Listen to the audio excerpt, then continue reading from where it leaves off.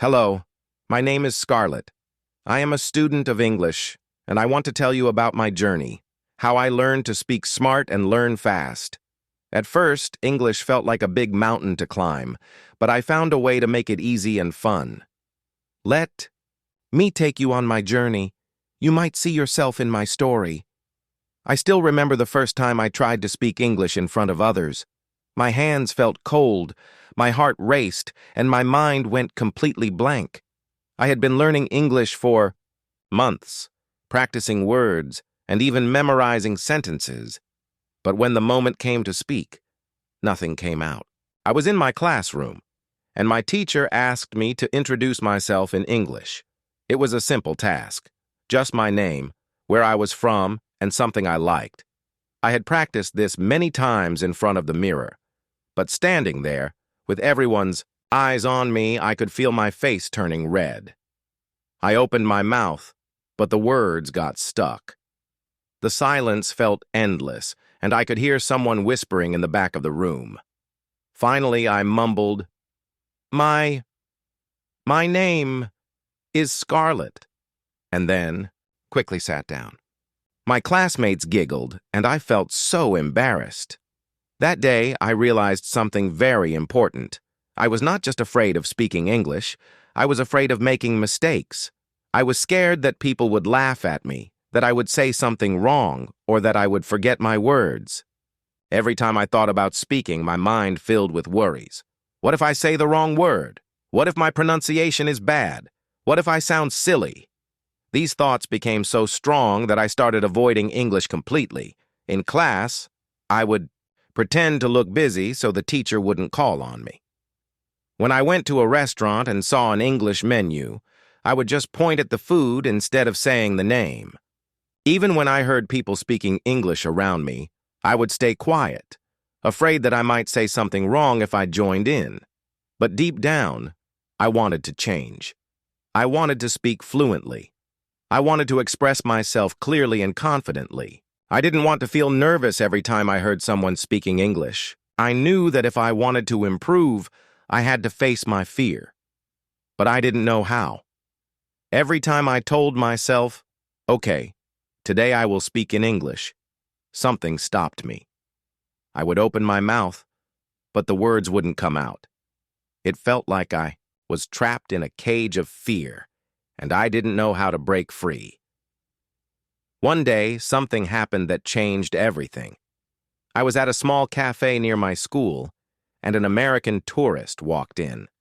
She looked confused, checking the menu and looking around as if she needed help. The cafe owner didn't speak much English, and I could see the tourist struggling to order. My heart started beating fast. Should I help? What if I say something wrong? What if she doesn't understand me? I wanted to help, but my fear held me back. I watched as she tried to explain what she wanted, using gestures and pointing at the menu. Then suddenly, she turned to me and smiled. "Excuse me?" she said. "Do you speak English?" I froze. I could feel my hands sweating. I had a choice: stay silent and let my fear win, or try to speak. I took a deep breath. "A little," I said, my voice shaky. She smiled warmly. "Could you help me order?" she asked. I felt a wave of panic, but I also felt something else, an opportunity. I slowly turned to the cafe owner and tried to translate what she wanted. My words were not perfect, and I stumbled a little, but she understood me. The tourist smiled and said, "Thank you. Your English is good." I couldn't believe it. My English was good? I had made mistakes, but she understood me. I had spoken in English, and the world didn't end. No one laughed at me. No one pointed fingers. Instead, she thanked me. At that moment, I realized something important. Fear was my biggest enemy, not English. The only thing stopping me from improving was my own fear of speaking. That night, I couldn't stop thinking about what had happened. I had been so scared of speaking, but when I finally did, it was not as bad as I thought. I started wondering, what if I had spoken earlier? What if I had been practicing instead of avoiding English? Maybe I had been looking at learning English the wrong way. This small moment changed something inside me. I knew I had to find a better way to learn, a smart way to improve without feeling afraid. But how? I didn't have the answer yet, but I was ready to find out. That night, I lay awake in my bed thinking about what had happened at the cafe. It was such a small moment, just a few words exchanged with a stranger, but it felt like the biggest step I had ever taken. For the first time, I had spoken in English outside of a classroom, and no one had laughed at me. No one had corrected me harshly or told me I was wrong. Instead, the tourist had smiled and thanked me. It made me wonder, was I making English more difficult than it really was? I started thinking about how I had been learning English all this time. I had spent hours memorizing grammar rules, repeating vocabulary lists, and reading textbooks. I knew so many words, but I still couldn't speak naturally. Every time I tried, my brain would freeze. It felt like all the words I had learned disappeared when I needed them the most. It didn't make sense. Why was I struggling so much when I had been studying so hard? I realized something important that night. My way of learning was not helping me speak. I was treating English like a subject in school, something to be studied and tested, instead of a language meant to be spoken. I was trying to be perfect before I even started speaking. And that was the problem. I was waiting until I felt ready, but that moment never came. My fear of making mistakes was stopping me from learning the most important part, actually using English in real life. The next morning, I made a decision. I would stop waiting. I would stop trying to learn English the hard way, and I would start learning it the smart way. But where should I start? I had no idea. I didn't want to sit with another textbook, and I definitely didn't want to memorize more grammar rules. I needed a different way, something that felt natural and easy. That day, I went to my school's library, looking for something that could help me. I didn't want another English workbook, so I walked past the shelves filled with grammar books. Then I saw a small section labeled English novels. I hesitated. I had never tried reading a full book in English before. I had always assumed it would be too difficult, but something inside me told me to try. I picked up a simple book and started reading the first page. At first, it was slow. There were words I didn't understand, but I didn't stop to check the dictionary every time. Instead, I just kept reading, trying to guess the meaning from the story. After a few pages, something amazing happened. I forgot that I was reading in English. I was just reading and enjoying the story. It didn't feel like studying. It felt fun. That was the first time I realized that English didn't have to be something I forced myself to learn. It could be something I enjoyed.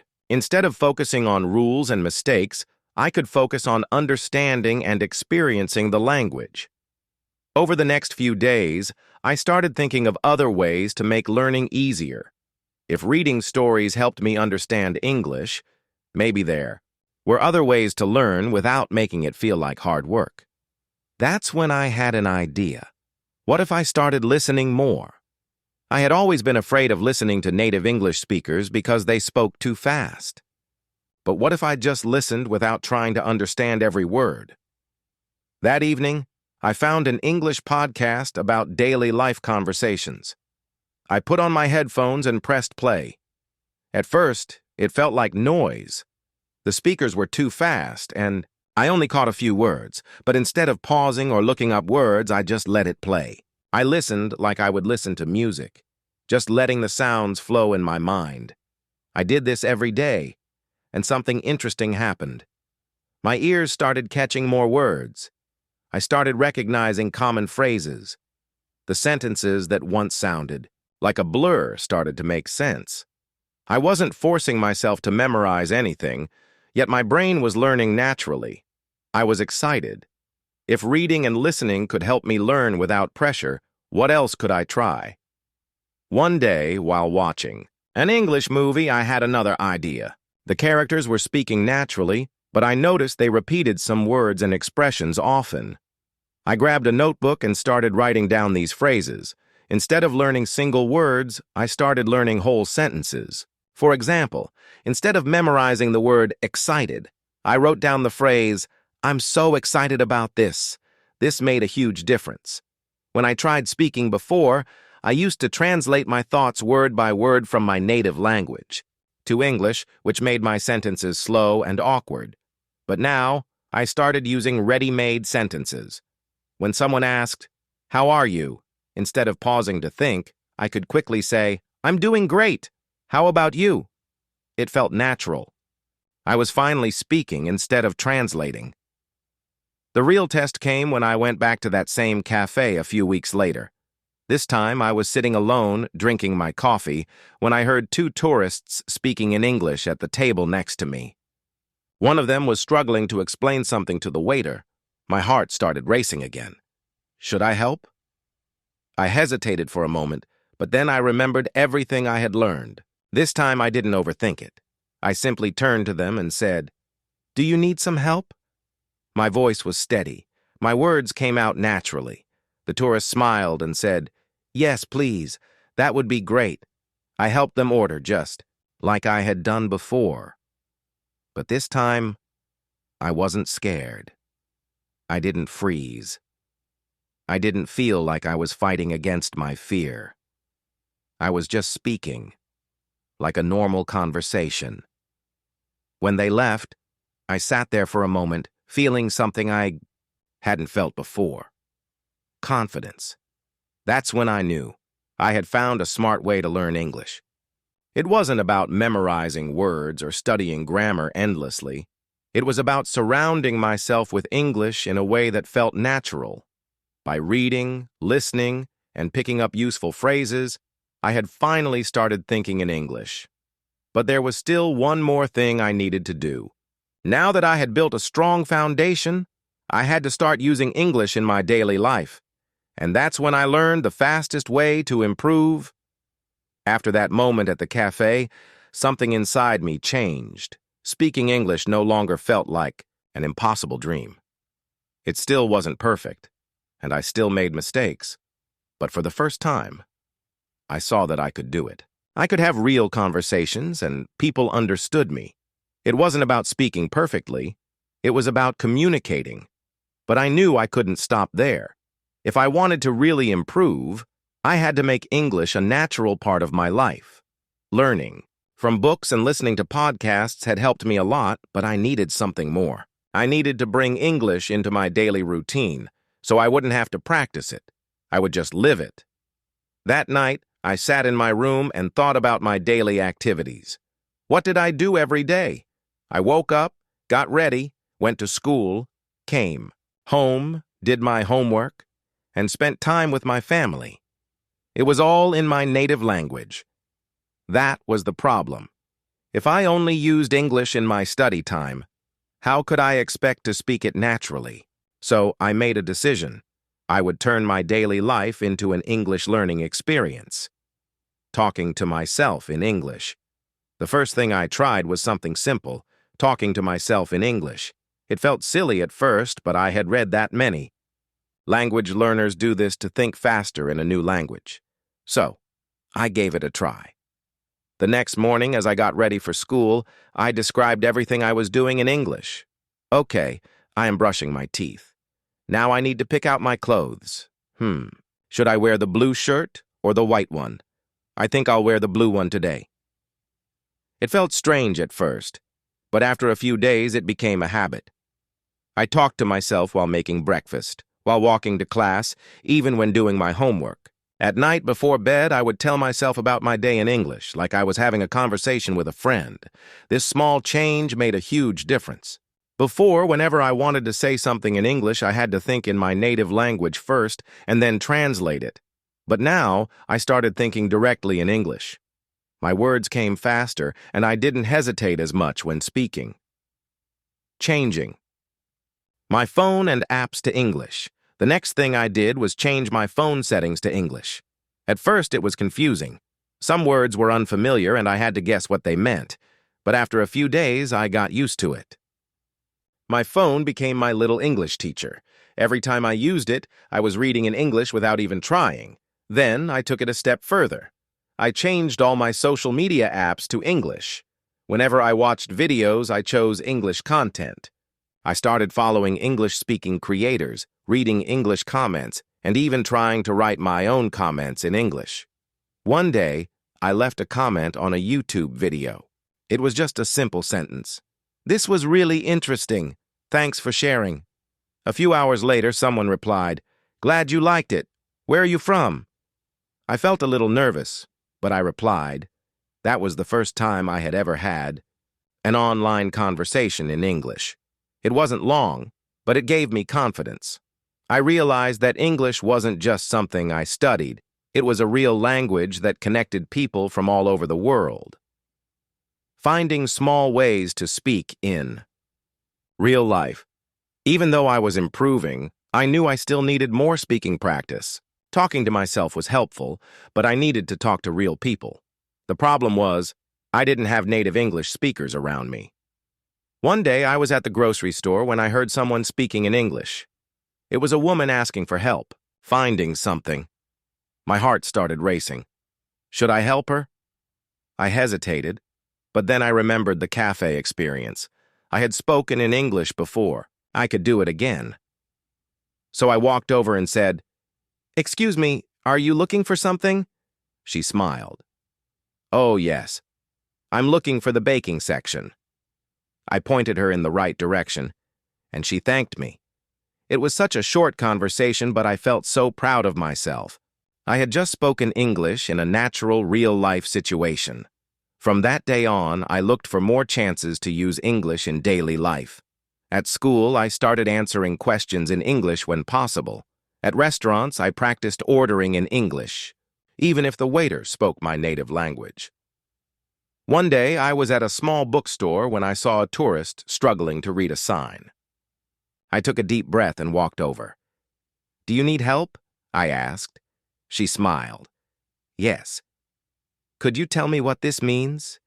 We ended up having a short conversation, and she even asked me for recommendations on books in English. I felt so comfortable speaking that I almost forgot I was using my second language. Writing to improve my fluency, as my speaking skills improved, I realized there was another part of English I needed to practice: writing. I didn't want to write essays like in school. I wanted to write the way people actually talk. So I started a journal in English. Every night I wrote about my day, my thoughts, and even my feelings. At first my sentences were short and simple, but over time they became more natural. Then, I tried something new. I started texting in English. I joined a language learning group online where people practiced English together. It was exciting to chat with people from different countries, all using English to communicate. One day, someone in the group asked if anyone wanted to practice speaking. I was nervous, but I said yes. We scheduled a short video call. My hands were shaking as I pressed the call button. "Hello," the person said with a friendly smile. "Hi," I replied, my voice a little shaky. We talked for only 5 minutes, but those 5 minutes felt like a big step.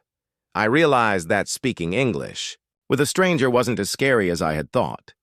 From that moment on, I started speaking more often. I joined online conversation groups, left voice messages in English, and even recorded myself speaking to hear my mistakes. I wasn't just learning English anymore, I was living it. One day, I sat down and thought about how much I had changed. Just a few months ago, I was afraid to speak. Now, I was using English every day in different ways. It wasn't about studying harder, it was about making English a part of my daily life. But I still had one more thing to do. Now that I had built my confidence, I needed to challenge myself. I needed to push my skills to the next level, and that's when I discovered the final secret to speaking fluently. I had come so far. Just months ago, I was too afraid to say even a single sentence in English. Now, I was using it in my daily life, talking to myself, chatting with people online, and even having small conversations in public. But deep down, I knew I still wasn't fully confident. Whenever I spoke to a native English speaker, I felt a tiny bit of fear.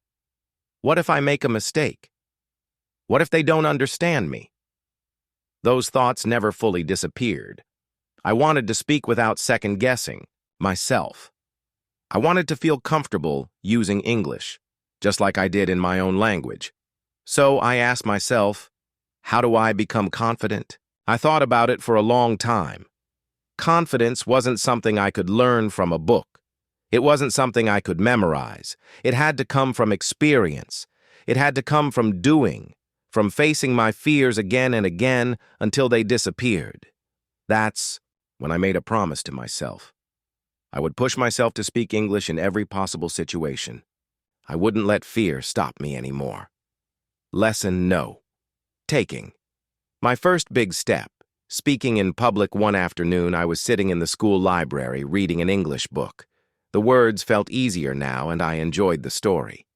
As I turned the page, I heard two students speaking in English at the next table. They weren't native speakers either, but they were talking so freely, laughing and sharing their thoughts without any hesitation.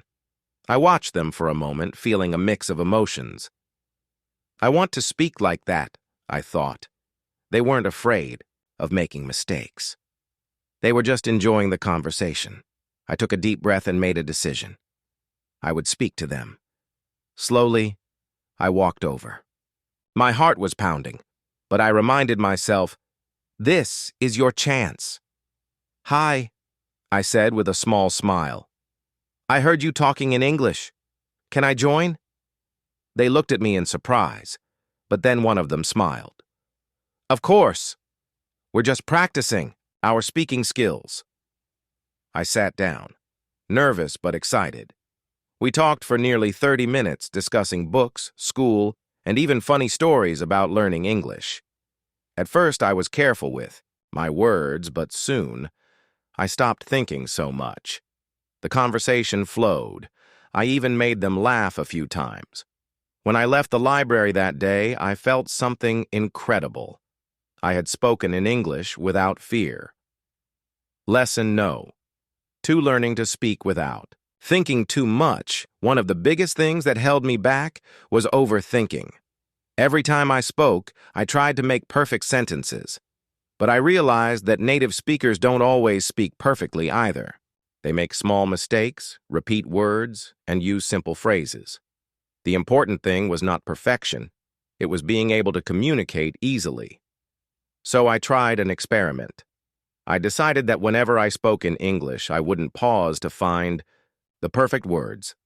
I would just say whatever came to my mind. At first, it was difficult. My brain wanted to translate everything, but I didn't let it. Instead, I spoke like I was telling a story to a friend. Even if I made mistakes, I kept going, and something amazing happened. The more I spoke without stopping, the more natural I sounded.